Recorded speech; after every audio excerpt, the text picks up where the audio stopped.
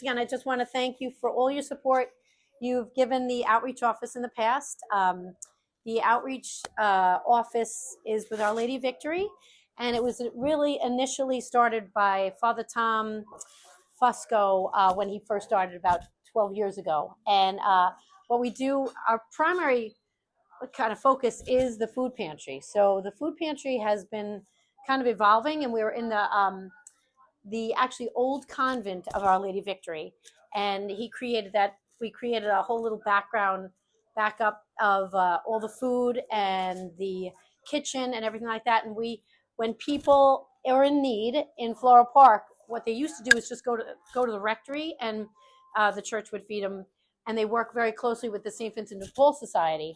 But when we started outreach, we worked together with the St. Vincent de Paul Society, and when someone is in need, they'll come and call the church, and they'll say where they live. So we cover Floral Park and like a little bit of the outskirts of Floral Park, where all our boundaries are.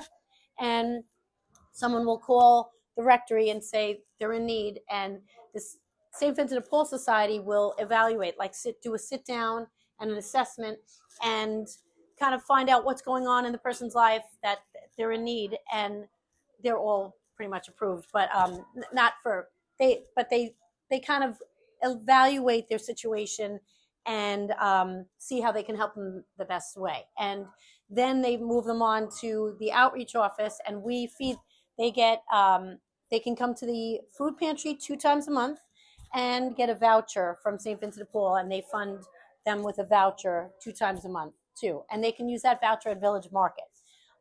It works out very well, and they can get fresher foods over at Village Market.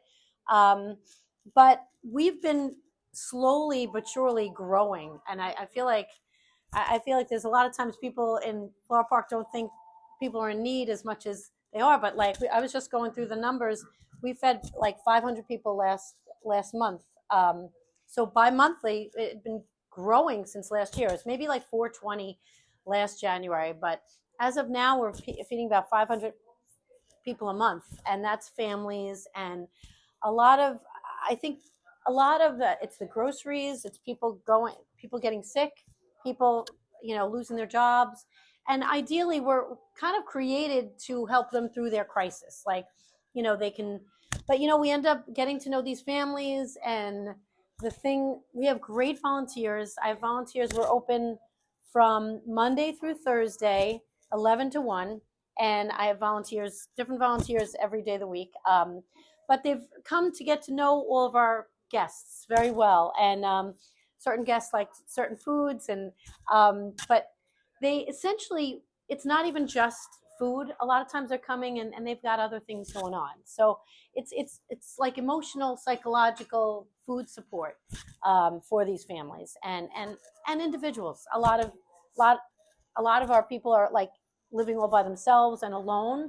So they'll come oftentimes, and they just want to come. They need food, but they also need the company, the connection, and to know that we're here and we're supporting there, and like, how are things going? How are you feeling? And it's really like evolved to something beautiful, really. For as much as we are going through food, so like people think, oftentimes we're stocked, whatever, but we're going through the food, but we're also making a lot of connections in the community. And we work very closely with the St. Vincent de Paul Society, and they're the ones that will, when they sit down and do that intake, they'll also see sometimes these people, they need help with rent, or they need help with furniture, or they're moved to a new place and they need some other, like even clothing and stuff. So St. Vincent de Paul Society is connected to the bigger St. Vincent de Paul organization, and they can supply like rent. They have the bigger funding. They do rent, they do furniture, they do clothing. But we work very closely with them. So it's a nice team effort.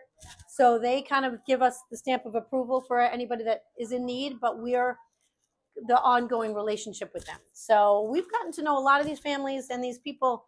They're here every 2 weeks. And we've also can open up doors for other things that are going on. Because even in the outreach office, we have a night for kids with special needs. And This is a respite night for it's like a mini anchor. Like the parents come and they drop the kids off, and we give them a gift certificate, like a $25 gift certificate to Uptown Taco or a Swing the Teapot or somewhere there, and then we take care of their kids for 2 hours from 6 to 8, and it's like a night out for the parents, and they're thrilled. And sometimes, they might be.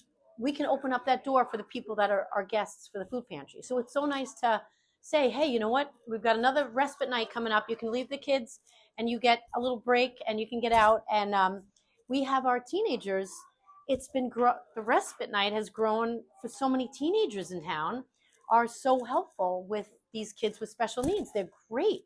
So last respite night, I had like maybe 50 or 60 teenagers, and for every special needs kid, there was like 3 or 4 kids on the special needs kid. So the special needs participant, and it's really grown to something really like expanded to something really great for like the teenagers too. Because I find I've had my kids involved with it for years, and a side of them has come out when you're taking care of somebody with special needs. I think it really allows something beautiful to come from yourself, and they think outside of themselves. They get off their cell phones. They have to be entrenched in this participant. And I see we have great kids in this town. We really do. And when you give them something great to do, another side of them comes out that I'm amazed. I don't do anything to have these kids come, and they don't get paid or anything like that. And it's a Friday night from 6 to 8, and they're willing to just hang out and play with kids with special needs for 2 hours, and they're very responsible. I kind of drill them on all the requirements and expectations of them for 2 hours, but they are on them. And so that has kind of evolved from outreach too. And it's nice because our food pantry, people that come to the food pantry, you'd be surprised how many special needs out there are. And there's not as much support as they probably need. They're so happy to get their kids to connect with mainstream kids that it's really been a blessing to because we can open up that door. So there's the food pantry people. More and more they get to know us. The more we get to know them. It's really a connection that the church wants to reach out and even do more for the people that really are in need. And there's also like there are people that are homebound. So we have somebody from the food pantry that will deliver food on a Thursday afternoon that we can get food delivered to their house too. So, but when you look at the town, you look at the whole area, there are a lot of homebound people, isolated people, lonely, and people in need that have special needs kids.